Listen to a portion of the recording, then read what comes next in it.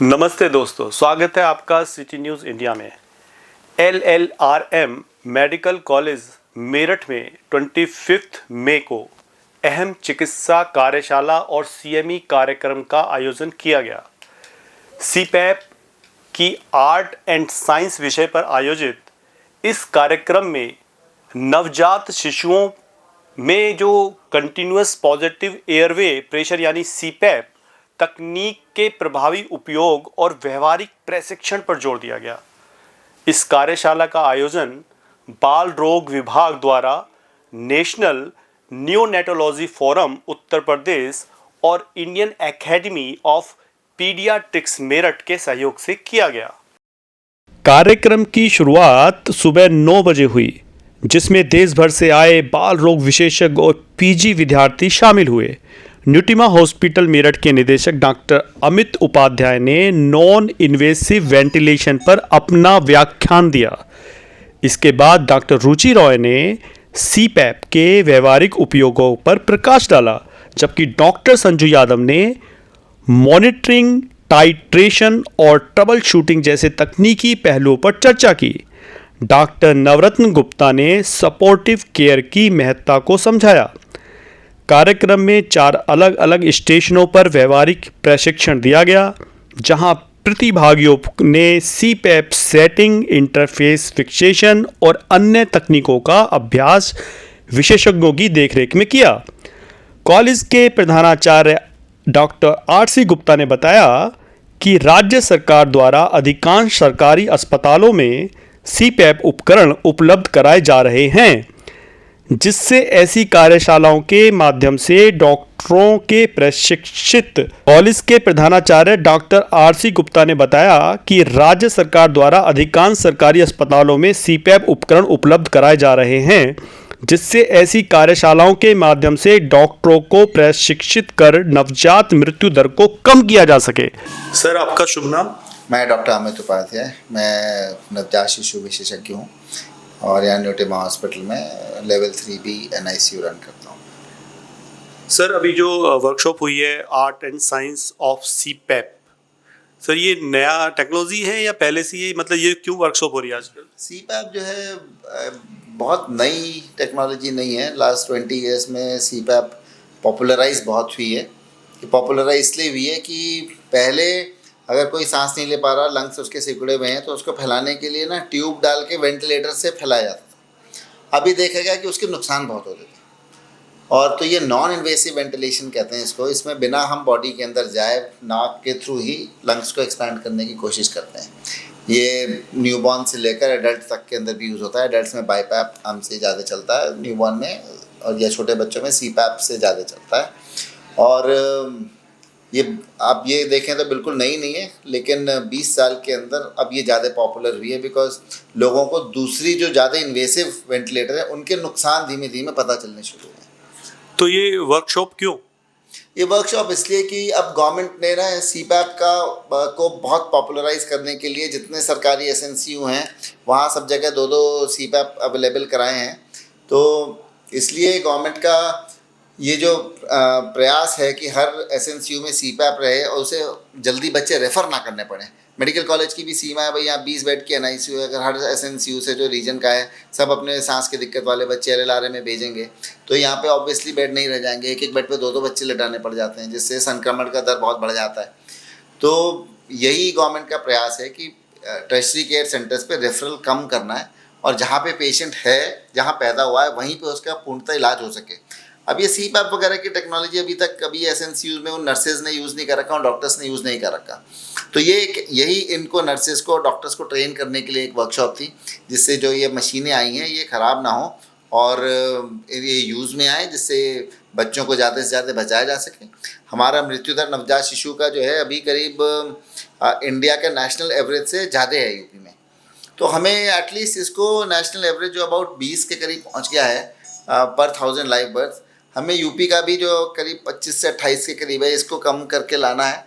और फिर हमारा टारगेट तो इसको सिंगल डिजिट NMR करना है। सिंगल डिजिट NMR मतलब 10 से कम, 9, 8 इस तरह से हमें पर 1000 लाइव बर्थ हमें न्यूनेटल मोर्टेलिटी रेट करने का हमारा टारगेट है।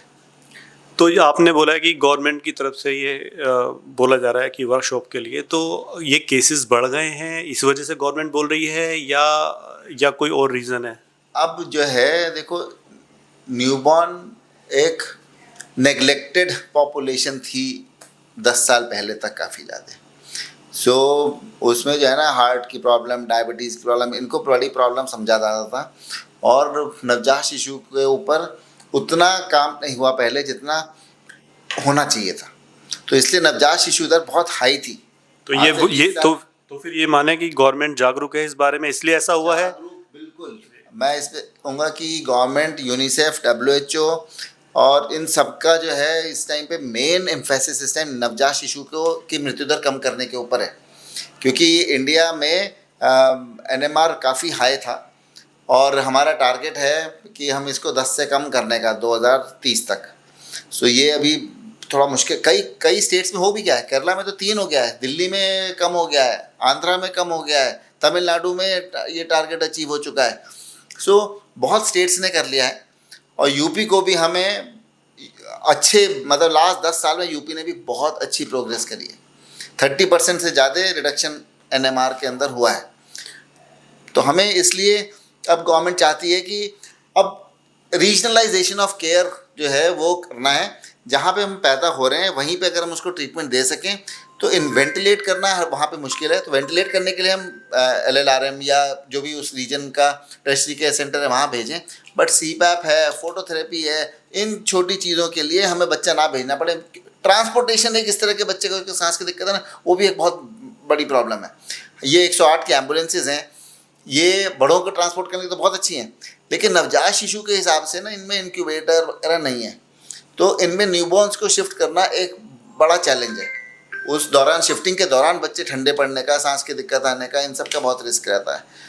तो ये जो प्रॉब्लम है नवजात शिशु के लिए जो प्रॉब्लम आप बता रहे हैं, ये तो इसमें ऐसा क्या हो सकता है कि ये प्रॉब्लम हो ही ना, क्योंकि कहीं ना कहीं ये CPAP पैप जो आप मशीन बता रहे हैं, ये जब बच्चा बीमार हो जाएगा उसके बाद काम आएगी, लेकिन कुछ ऐसी प्रिकॉशंस आप पेरेंट्स को बताना चाहें कि जिससे ये प्रॉब्लम ही ना आए? देखो, ये प्रॉब्लम प्री मैच्योरिटी की है ना। Pre maturity is not entirely preventable. कि इसमें कई बार माँ को ब्लीडिंग हो गई, ठीक है, तब वो तो बच्चे को बाहर निकालना ही पड़ेगा, नहीं तो माँ की जान को भी खतरा, बच्चे की जान को भी खतरा। माँ को दौरे आ गए, माँ का ब्लड प्रेशर बहुत बढ़ गया, जो पेट में पानी होता है लाइकर एमनियानाई कहते हैं, और लिकोहेड्रामनियोस हो गया, मतलब पानी कम हो गया। तो ऐसे केसेस में बच्चे को पेट में रहने में रिस्क ज़्यादा हो जाता है, तो उसको बाहर निकालना है। अब नेचर ने बना रखा है कि अबाउट 9 मंथ्स के बाद ना लंग्स उसके मैच्योर होंगे। अब 7 मंथ्स में बच्चा आ गया तो उसको तो भाई रेस्पिरेटरी सपोर्ट की ज़रूरत पड़नी है। तो हम उसको कैसे बेस्ट वे में दे सकें, ये art and science of CPAP, ये उन्हीं इस तरह के करीब 5% बच्चे होते हैं, ठीक है, जिनमें इस तरह की दिक्कत। 3% बच्चे 1500 ग्राम से कम के पैदा होते हैं, तो इन 3% बच्चों को भी हम बचाना चाहते हैं, ठीक है। तो इन बच्चों के लिए यही है। अब जो प्रीमेच्योर हो रहे हैं उनमें एक स्टेरॉयड इंजेक्शन आता है, वो माँ को अगर दिया जाए जन्म से 48 घंटे पहले, तो मृत्यु दर ऑलमोस्ट 30 to 40% लेस किया जा सकता है। तो ये RDS और CPAP का यूज़ ऑलमोस्ट 30 to 50% लेस किया जा सकता है। तो ये एक ऐसी दवा है जो बहुत हेल्प करती है, पर उसको भी ठीक से दिए जाने की, प्रॉपर डोज में दिए जाने की आवश्यकता है। और इसका भारत में अब काफ़ी चलन बढ़ा है। तो इन सब दवाओं की वजह से ही, इन सब ICU केयर, SNCU जगह जगह खुलने की वजह से अब मृत्यु दर धीमे धीमे कम हो रहा है। नहीं तो ये पहले हम यूपी को बीमारू देश, वो स्टेट्स के साथ क्लब करते थे, अब हम उनसे काफ़ी आगे निकलते जा रहे हैं। और दिल्ली पास होने की वजह से यूपी गवर्नमेंट की बहुत ज़्यादा, यूपी गवर्नमेंट ने इसके अंदर अभी एम्फेसाइज किया है कि SNCU, हमें हर डिस्ट्रिक्ट में अब SNCU है। तो ये बहुत बड़ा एक इनिशिएटिव है गवर्नमेंट का, जिससे नवजात शिशु मृत्यु दर काफ़ी स्पीड से कम हो रहा है। तो ये थे डॉक्टर उपाध्याय, अमित उपाध्याय जी, और इन्होंने बताया कि जो ये प्रोग्राम, जो वर्कशॉप हुई थी अभी, तो उसमें काफ़ी बताया गया था कि किस तरह से बच्चे जो नवजात होते हैं उनको सांस की प्रॉब्लम होती है, तो उसको कैसे क्योर किया जाने के लिए एक CPAP नाम की मशीन यूज़ होती है, जिसके द्वारा बच्चों को, उनको ट्रेनिंग दी जा रही है, जो हमारे जो वर्कशॉप डॉक्टर्स को, सबको जी, ये गवर्नमेंट की तरफ से आपको बोला गया है। मतलब गवर्नमेंट चाहती है कि भाई, गवर्नमेंट सब जगह चाहती है कि CPAP हो। अब CPAP मशीन आ जाना एक बात है, और उसको प्रॉपर तरीके से चलाना अलग चीज़ है। तो ये गवर्नमेंट ने इसको फंड नहीं कर रखा, ये मेडिकल कॉलेज अपने ही लेवल पे ये सबकी ट्रेनिंग करा रहा है। ये हमारे अपना एक प्रयास है जिससे कि इस क्षेत्र के अंदर हम नवजात शिशु दर कम कर सकें। और फैमिलीज़ के अंदर देखो, नवजात शिशु आजकल बच्चे हो भी कम रहे हैं और बर्थ रेट भी कम हो रहा है और इनफर्टिलिटी रेट भी कहीं ना कहीं कुछ बढ़ रहा है बहुत सारे कारणों के कारण। तो आजकल बच्चे यू कैन से कि दे आर मोर प्रेशियस, है ना। तो उनको हर बच्चा बचाने का एक प्रयास है और ये सीपैप की वर्कशॉप इसी प्रयास में एक कड़ी है। सर, आपका शुभ नाम? मैं डॉक्टर नवरतन गुप्ता और मैं असिस्टेंट प्रोफेसर हूँ डिपार्टमेंट ऑफ पीडियाट्रिक्स में मेडिकल कॉलेज मेरठ के अंदर। सर, ये art and science of CPAP जो वर्कशॉप है, इसके बारे में थोड़ा सा बताएंगे सर, क्या है? बेसिकली देखिए, जो बच्चे पैदा होते हैं वो दो तरीके से होते हैं, या तो समय से पहले पैदा हो जाते हैं या वो समय पे पैदा होते हैं। लेकिन जो बच्चे जो समय से पहले पैदा हो जाते हैं उसमें एक सबसे ज़रूरी चीज़ होती है कि सांस की तकलीफ हो जाती है। अब उन बच्चों को जो है ऑक्सीजन की ज़रूरत पड़ती है और साथ ही कुछ बच्चों को जो बहुत ही ज़्यादा सांस की तकलीफ रहती है उन्हें वेंटिलेटर की ज़रूरत पड़ती है। ये एक सीपैप एक ऐसी डिवाइस है, एक ऐसी मशीन है जो कि ऑक्सीजन और वेंटिलेटर के बीच की मशीन है। क्योंकि हमारा जो कॉलेज है वो एक टर्शियरी लेवल कॉलेज है और यहाँ से रेफ़र होकर विभिन्न डिस्ट्रिक्ट से और विभिन्न CSC PSC से या विभिन्न हॉस्पिटलों से, अस्पतालों से बच्चे आते हैं और उन्हें उन बच्चों को भेजा जाता है जो बच्चों को काफ़ी सांस में तकलीफ़ है और उन्हें वेंटिलेटर की नीड होती है। जो इस सीपैप की एक ऐसी मशीन है, इस सीपैप कुछ बच्चे ऐसे होते हैं उन्हें ज़रूरत नहीं है कि वेंटिलेटर की ज़रूरत हो, लेकिन वो सीपैप यानी कि हाई प्रेशर ऑक्सीजन देने से वो बच्चों को वेंटिलेटर की नीड जो है वो कम हो जाती है। अगर हम इसकी ट्रेनिंग जब कर देते हैं तो एक तो हमारे पास कॉलेज में बर्डन, वेंटिलेटर जो बर्डन होगा वो कम हो जाएगा और बच्चों को इस वेंटिलेटर से होने वाले जो नुकसान होते हैं वो उससे बच जाएंगे। साथ ही साथ सीपैप मशीन से कुछ एक हैवी एक दवाई होती है जो सर्फेक्टेंट होती है, उसकी भी रिक्वायरमेंट, जो कॉस्टली दवाई है उसकी रिक्वायरमेंट भी कम हो जाती है। साथ ही साथ जो हॉस्पिटल स्टे बच्चे का रहता है वो सीपैप से वो कम हो जाता है। क्योंकि गवर्नमेंट भी हमारे इसके सपोर्ट में है कि बच्चों में ज़्यादा से ज़्यादा सीपैप, अगर उन्हें ज़रूरत है तो सीपैप यूज़ करें बजाय कि वेंटिलेटर के, अगर ऐसा हो सकता है तो। क्योंकि जो यूपी सरकार और जो सेंट्रल गवर्नमेंट दोनों ने हर जो डिस्ट्रिक्ट हॉस्पिटल हैं और या मेडिकल कॉलेज हैं सब में सीपैप की जो है सुविधा प्रोवाइड करा दी है। तो यही हमारा ये था कि हम अगर इसकी ट्रेनिंग दे दें और इसको यूज़ करेंगे, जो हमारे डॉक्टर, चाहे वो प्राइवेट प्रैक्टिशनर हो, चाहे वो हमारे रेजिडेंट हो, चाहे वो हमारी फैकल्टी हो, जो भी पीडियाट्रिशियन है इसको यूज़ करेंगे तो वेंटिलेटर की जो रिक्वायरमेंट है वो भी कम हो जाएगी, इनका आउटकम बच्चों का वो भी कम हो जाएंगे, जो कॉम्प्लिकेशंस होते हैं जो बच्चों के वेंटिलेटर से रिलेटेड होते हैं वो कम हो जाएंगे, बच्चों का जो हॉस्पिटल का स्टे कम हो जाएगा, जिसकी वजह से जो माँ का जो खर्चा बर्डन पड़ता है वो कम हो जाएगा। और अगर वो सरकारी अस्पताल में अवश्य वहाँ खर्चा तो नहीं होता, लेकिन मदर फादर को अगर जितने बच्चा रहेगा उसके फादर को, क्योंकि हॉस्पिटल में रहता है, अब उसकी वैस तो वो ख़त्म ही हो रही है, वो कुछ कम अर्न तो कर नहीं पा रहा। तो अगर वो जल्दी चला जाएगा तो वो एक अपना जो एक ये बर्डन होगा कि वो कमा नहीं रहा है वो भी जो है वो कम हो जाएगा। सर, ये जो सीपैप जो मशीन की आप बात, मशीन बोलेंगे इसको, ठीक रहेगा? ये मशीन की जो हम बात कर रहे हैं बार बार, ये क्या नई फैसिलिटी है या पहले नहीं थी हमारे मतलब सरकारी जो मेडिकल हैं? देखिए, नहीं है फैसिलिटी कोई नई तो नहीं है, लेकिन हाँ वैसे 10 या 15 सालों से ये जो मशीन चल रही है, लेकिन अभी अवेयरनेस, थोड़ा सा हम इस चीज़ की अवेयरनेस बढ़ाने की कोशिश कर रहे हैं। और ये इसको अपग्रेड किया गया है, टेक्नोलॉजी बढ़ी है क्या पहले से? टेक्नोलॉजी देखिए, ऑब्वियसली बात है, देखो मेडिकल साइंस है वो टेक्नोलॉजी तो दिन पे दिन देखिए वो इम्प्रूव करती ही है। ऑब्वियसली बात है, पहले थोड़ी सी कम टेक्नोलॉजी, अब थोड़ा और हायर एंड की जो मशीनें हैं वो और आ गई हैं, मतलब चेंजेस होती रहती हैं। लेकिन जो हमारा जो मेन मोटिव था अवेयरनेस बढ़ाना, क्योंकि लोग सीपैप से डरते हैं कि बच्चा ठीक होगा या नहीं होगा, कोई कॉन्फिडेंस लेवल नहीं है पीडियाट्रिशियन में, या कि भाई नहीं वेंटिलेटर पे हम रखेंगे तो ज़्यादा बेटर रहेगा बच्चे को। लेकिन उन्हें ये समझाना कि ज़रूरी नहीं है कि वेंटिलेटर से बच्चे ठीक होते हैं, वेंटिलेटर के नुकसान भी है। और सीपैप से अब हमने इसी की ट्रेनिंग दे रहे हैं, उनको दिखा रहे हैं एविडेंस बेस्ड कि देखो कि बच्चे को बिना वेंटिलेटर की सांस की तकलीफ़ों को भी इसको ठीक किया जा सकता है। डॉक्टर साहब, ये प्रॉब्लम हो ही ना, इसके लिए क्या बोलना चाहेंगे पेरेंट्स को?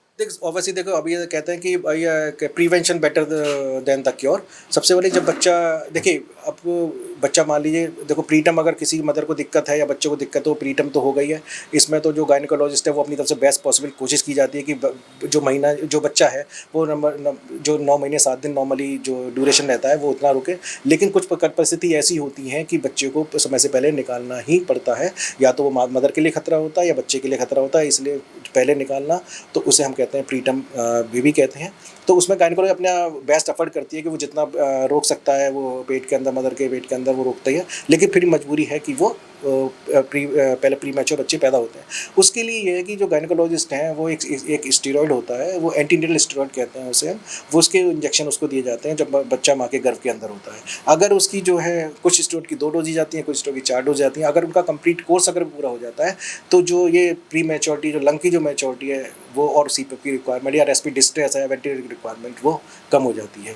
तो अगर, और दूसरा जो है मदर अपना ध्यान एंटीनेटली जब बच्चा माँ के पेट के अंदर है वो अपना ध्यान रखे, मतलब जैसे कि जो इंस्ट्रक्शन जो गायनिकोलॉजिस्ट द्वारा दिए जाते हैं या ऑब्स्टेट्रिशियन दिए जाते हैं कि बहुत वजन ना उठाए, थोड़ा सा जो चीज़ें उसको द्वारा इंस्ट्रक्शन दिए हैं उसको फॉलो करे, और कोई हाई रिस्क केस है तो वो समय समय पर अपना फॉलोअप लेता रहे, अपने अच्छे जो भी ऑब्स्टेट्रिशियन है, जो बच्चे वाली जो डॉक्टर हैं उनसे अपना लेते रहे। डॉक्टर साहब, आधुनिक युग में हम देख रहे हैं कि कहीं ना कुछ समस्याएं बढ़ भी रही हैं। जैसे आप इसी की बात कर रहे हो कि बच्चे को पैदा होने से पहले सांस की प्रॉब्लम हो जाती है, सीपैक के द्वारा उसको सही किया जाता है। तो कहीं ना कहीं ऐसा नहीं लगता है कि जैसे जितना आधुनिकीकरण में लोग जा रहे हैं ये समस्याएं उतनी बढ़ती जा रही हैं? देखिए ऑब्वियस सी बात है, जब आधुनिकीकरण होगा, देखिए पहले क्या था कि पहले कोई यही नहीं सोच सकता था कि 1500 ग्राम से बच्चा बच जाएगा। अगर मैं आज से 25-30 साल पहले की बात करूं, 1500 ग्राम से कम के बच्चे का होने का मतलब ये है कि बच्चा जो है, पता नहीं कि क्या, मतलब जहाँ तक है 90% ये माना जाता था कि बच्चे को सर्वाइवल पॉसिबल नहीं है। आज की डेट में इतना आधुनिकीकरण, इतनी मेडिकल साइंस बढ़ गई है, इतना गवर्नमेंट का सपोर्ट हो गया है चीज़ों को लेकर हर तरीके से, कि अब जो है हम 500 ग्राम के बच्चे भी कॉन्फिडेंट कहते हैं कि हम इसे बचा के ले जाएंगे। जो आधुनिक मशीनें प्रेजेंट हैं, जो अपनी नॉलेज आ गई है, जो टेक्नोलॉजी आ गई है, जो दवाइयाँ आ गई हैं, गवर्नमेंट का पूरी तरीके से हर तरीके का सपोर्ट है, हर तरीके की दवाई की अवेलेबिलिटी में, मशीनों की अवेलेबिलिटी में, जो चाहे बड़ी बड़ी मशीनें, महंगी मशीन हो उसकी अवेलेबिलिटी में। तो अब ऑब्वियसली बात है, जब कोई चीज़ अब यहाँ तक सोच रहे हैं तो देखिए कॉम्प्लिकेशन बढ़ेंगे। पहले तो सीधे मॉर्टेलिटी होती थी यार, पहले तो बच्चे के साथ दिक्कत आ ही जाती थी, लेकिन अब हम बचाने की कोशिश कर रहे हैं तो कुछ कॉम्प्लिकेशंस आएंगे भी, और उसको चैलेंजेस होते भी हैं, लेकिन ज़्यादातर उन चैलेंजों से हम पार पा जाते हैं और हमें जो है अपना सफलता मिलती है। तो इससे कुछ एक्सरसाइज या न्यूट्रिशन वगैरह कुछ इस तरह से अगर पेरेंट्स ज़्यादा ध्यान दें अपनी हेल्थ पर तो इससे कुछ निजात मिल सकता है उनको? देखो कुछ बिल्कुल ऑब्वियसली बात है कि देखो न्यूट्रिशन एक सबसे इम्पोर्टेंट पार्ट है शरीर के हेल्थ का। जब कहते हैं कि जो ऑब्वियसली जब शरीर स्वस्थ रहेगा तो ऑब्वियसली बात है उस प्रेगनेंसी भी उसकी हमेशा स्वस्थ रहेगी। अगर जब शरीर स्वस्थ नहीं है तो ऑब्वियसली बात है कहीं ना कहीं कॉम्प्रोमाइज़ उसका बच्चा करेगा, वही इस दिक्कतें प्रीटर्म की आएंगी। जैसा कि हमने अभी पहले बताया था कि यहाँ LLRM मेडिकल कॉलेज में जो वर्कशॉप चल रही है उसके बारे में जो यहाँ पर डॉक्टर्स हैं हम उनसे थोड़ा जानकारी लेते हैं। मैडम, आपका शुभ नाम? मेरा नाम डॉक्टर रुचि है। मैं प्रोफेसर और विभागाध्यक्ष हूँ न्यूरोलॉजी विभाग में post graduate institute of child health Noida से मैं आई हूँ यहाँ पर। तो मैडम, ये जो वर्कशॉप है इसके बारे में थोड़ा बताएंगे आप? ये जो नवजात शिशु होते हैं उनकी देखभाल जो है वो बहुत ही इम्पॉर्टेंट होती है, क्योंकि नवजात में बीमार होने का खतरा बहुत होता है और उनमें मृत्यु दर भी बहुत ज़्यादा होती है। तो ज़्यादातर ये देखा गया है कि अगर हम उस बीमारी का सही समय पे रहते इलाज करें, सही तरीके का इलाज करें, तो बहुत सारे बच्चे ऐसे हैं जिनको हमें बाहर रेफ़र करने की ज़रूरत नहीं पड़ेगी, और इन चीज़ों को हम सीख कर जो है उन बच्चों का मृत्यु दर भी बहुत हद तक कम कर पाएंगे। तो आज की जो वर्कशॉप हमारी है वो एक इसी तरीके की एक इंटरवेंशन है या एक तरीके का इलाज है जो बच्चे जिनको सांस लेने में तकलीफ़ होती है उसके लिए एक CPAP करके इलाज होता है, एक मशीन होती है जो कि उन बच्चों में इस्तेमाल करने से उन बच्चों में सांस लेने में जो दिक्कत उनको हो रही है उसमें हम लोग कमी कर सकते हैं।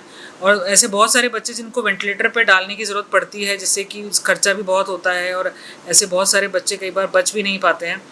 उसको हम कैसे इस तरह से इलाज करें कि उनको वेंटिलेटर पर डालने की ज़रूरत ना पड़े और कम इंटरवेंशन में ही उनको बेहतर आउटकम्स हमको मिल पाए। तो ये कुछ अस्थमा है या कुछ और है? अस्थमा से नहीं मतलब है, छोटे बच्चों में अस्थमा नहीं होता, मतलब नवजात बच्चों में अस्थमा नहीं होता है। बहुत सारे कारण होते हैं उनमें सांस फूलने का। कई बार ज़्यादातर ये देखा गया है जो बच्चे कम समय पे पैदा होते हैं, प्री मैच्योर बेबीज़ होते हैं, उनके लंग क्योंकि अभी उस तरह से बने नहीं होते हैं, पूरी तरह मैच्योर नहीं होते हैं सांस लेने के लिए, लेकिन वो किसी कारण में जल्दी पैदा हो जाते हैं, तो उनके लंग्स मैच्योर नहीं होते हैं, तो वो सांस लेने में उनको कठिनाई होने लगती है। तो मैडम, ये ऐसा नहीं लगता है जैसे पहले ये शायद प्रॉब्लम्स थोड़ी कम हुआ करती थी, लेकिन अब ये प्रॉब्लम्स ज़्यादा सुनने में आ रही हैं, या मुझे ऐसा लग रहा है थोड़ा सा? प्रॉब्लम पहले होती थी, आजकल प्री मैच्योर डिलीवरीज बढ़ गई हैं थोड़ी पहले के हिसाब से। लाइफस्टाइल्स हैं, बीमारियां मदर्स के अंदर, लाइफस्टाइल डिजीज़ेज जैसे डायबिटीज़, ब्लड प्रेशर, इन सब चीज़ों की जो बीमारियां मदर्स में होती हैं, या फिर प्री मैच्योर बेबीज़ जनरली ज़्यादा हो गए हैं। और इस तरह की पहले ये सब गांव देहात में बच्चे पैदा होते थे, शहर तक या अस्पताल तक पहुंच ही नहीं पाते थे, वहीं दम तोड़ देते थे। तो इसीलिए कई बार ऐसी बीमारियों का पता भी नहीं चल पाता था। लेकिन ये सब चीज़ें अब ज़्यादा हम लोग आइडेंटिफाई कर पा रहे हैं, तो यही कारण है कि इन सब बीमारियों को हम लोग ज़्यादा देख रहे हैं। और अब ये जगह जगह जाके सब स्टाफ वगैरह को इसलिए ट्रेन करने की कोशिश कर रहे हैं कि जो इस तरह की प्रॉब्लम बच्चों में वो लोग देखते हैं, उनका कैसे सही समय पर उचित इलाज किया। संजू यादव हूँ, मैं government institute of medical sciences GIMS greater Noida से आई हूँ। मैं वहाँ, हाँ जी, मैं असिस्टेंट प्रोफेसर हूँ वहाँ पे। मैडम, अभी जो इन्होंने बताया, तो मैं बस ये पूछना चाहता हूँ कि ऐसी प्रॉब्लम्स ना हो, उसके लिए आप पेरेंट्स को क्या बोलना चाहेंगे? कि पहले तो ये है कि आज सरकार ने इतने सारे हमारे कर रखे हैं, इंटरवेंशंस कर रखे हैं कि हर डिलीवरी अस्पताल में कराई जाए। अभी भी डिलीवरीज जो होती है हमारी घरों में होती हैं, दाई करवाती हैं, तो वो सबसे इम्पॉर्टेंट है। रीज़न भी कि अगर अस्पताल में कम समय पे बच्चा पैदा हो रहा है, तो जो जैसा कि मैडम ने भी बताया कि अस्पताल में कम समय पैदा हुआ तो बच्चे का फेफड़ा मजबूत नहीं है, तो अस्पताल में ही वो सुविधा है कि हम जो CPAP, जिसकी सबको ट्रेनिंग दे रहे हैं कि CPAP मशीन मतलब बहुत ही वैसी मशीन है, उसमें कोई बहुत ज़्यादा सीखने को नहीं है, उसको हमारी नर्सेज भी लगा लेती हैं। नर्सेज भी अगर सीख जाती है तो हम ऐसे में बच्चों का मृत्यु दर कम कर सकते हैं। नहीं, CPAP तो बात की चीज़ है, जब ये प्रॉब्लम हो जाए, मैं ये पूछना चाहता हूँ कि ये प्रॉब्लम ना हो, उसके लिए पेरेंट्स को आप क्या सलाह देना चाहेंगे? पेरेंट्स को हम यही काउंसिल करना चाहेंगे कि अपना जब भी बच्चा कंसीव करते हैं तो रेगुलर डॉक्टर के फॉलोअप में रहें, बिकॉज मोस्टली जिन बच्चों को हमें वेंटिलेटर की या CPAP ज़रूरत होती है, अधिकांश बच्चों में प्रॉब्लम यही होती है कि वो समय से पहले पैदा हो गए या बहुत समय के बाद पैदा हो रहे हैं। तो अगर वो डॉक्टर के फॉलोअप पे रहेंगे बार बार, तो इन चीज़ों से प्रिवेंशन हो सकता है। काउंसलिंग में बहुत इम्पोर्टेंट हाँ। ये है कि जो मदर का न्यूट्रिशन, बेसिक चीज़ें वही हैं। मदर का न्यूट्रिशन अच्छा होना चाहिए, बच्चा ठहरे उससे पहले से ही माँ को अच्छा न्यूट्रिशियस खाना अवेलेबल होना चाहिए। 2 बच्चों के बीच में गैप कम से कम 3 साल का, जो सरकार हमेशा से प्रमोट करती आई है, वो होना चाहिए। उसके अलावा जैसे ही माँ गर्भ धारण करती है, उसको तुरंत हेल्थ सेंटर पे या जहाँ पे भी जिसकी जो सुविधा है वहाँ पे पहले दिन से उसको चेकअप कराना चाहिए। आयरन फोलिक एसिड की गोलियाँ जब दी जाती हैं वो खाना चाहिए, समय पर टीकाकरण कराना चाहिए और पूरे टाइम। और इसके अलावा जो है, जैसे लाइफस्टाइल डिजीज़, जैसे मैंने बताया कि रेगुलर एक्सरसाइज होनी चाहिए माँ की, डायबिटीज़, ब्लड प्रेशर और इस तरह की मोटापा ना हो, इसके लिए बच्चा धारण करने से पहले ही माँ को अपनी सेहत का ध्यान रखना चाहिए कि ताकि वो ये सब, इसकी वजह से जो कॉम्प्लिकेशंस इस तरह के बच्चों में हो रही हैं वो कम से कम देखी जाएंगी। मैडम, मैं एक बात और पूछना चाहता हूँ कि जैसे आपने खान पीन की बात करी, तो खान पीन में पहले काफ़ी देसी खाना हुआ करते थे, दूध पीना, ये करना, घी खाना। आजकल ये चीज़ें काफ़ी कम हो गई हैं, क्योंकि आजकल गांव में भी जाएंगे तो भी वहाँ पर भी जो पशुपालन इतना नहीं है।